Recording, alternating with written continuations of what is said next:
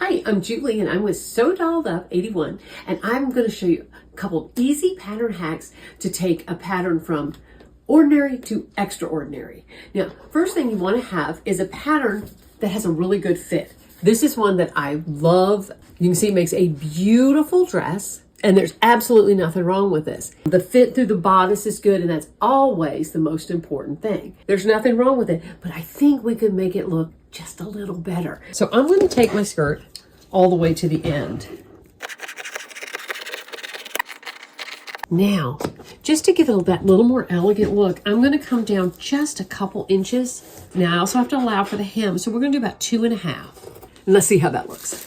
I'm going to add the ribbon trim, just like the pattern calls for. I find a spot that I like for the looks. And then I'm going to mark my sewing machine. I don't bother with pinning all the way in. Obviously, you can if you prefer to.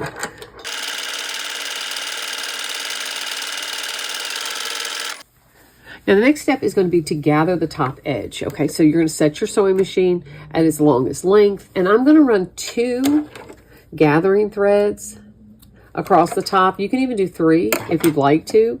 Having just 1 gathering string is not going to be enough to draw it up tight enough to go into the bodice. So let's do at least 2, okay?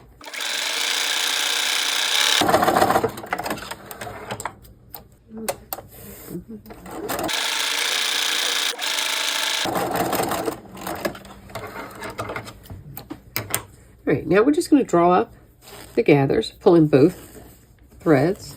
And this is going to make a very tight gathered skirt. Coax it down, don't try to pull it all at one time. And then I'll pull from the other side to the middle. And you're going to draw it up to fit the bodice.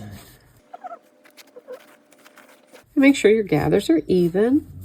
See, that's nice and full. Has a really pretty look. And now we're just going to attach it to the bodice. As you're stitching the skirt to the bodice, be real careful to keep your gathers even and straight. Once you've got the bodice attached to the skirt, you're going to have an awful lot of bulk because you've got a lot more fabric. So you're going to want to trim this so that you don't have that at the doll's waist.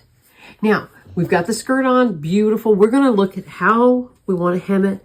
Some people will hem the skirt while it's flat. It's easier. But as full as this is, you won't have any problem if you hem it after the back seam has been stitched. I'm going to do it just below the knee. Both of them are great options, but look how much more elegant this one looks. The extra fullness really gives it a special quality, and it only took a tiny bit more fabric to really get a great look. So have some fun with your patterns, push them a little bit and try something new, and happy sewing.